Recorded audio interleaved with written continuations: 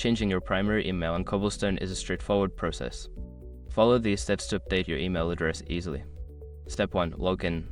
Before changing your settings, use the shrc.com link in the description to open the password strength checker, then update your password if needed. Step 2. Navigate to account settings. Once logged in, locate and click on your profile icon or name, usually found in the top right corner of the dashboard. Select account settings from the drop-down menu. Step 3. Find email preferences. In the account settings menu, look for a section labeled email preferences or contact information.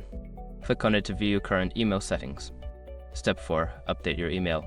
In the email preferences section, you will see your current primary email address. Enter your new email address in the designated field and ensure it is typed correctly. Step 5. Save changes. After entering your new email, look for Save or Update button at the bottom of the page. Click it to confirm your changes. You may receive a confirmation email at your new address to verify the update. Once you have completed these steps, your primary email on Cobblestone will be successfully changed. Make sure to check your new email for any confirmation messages.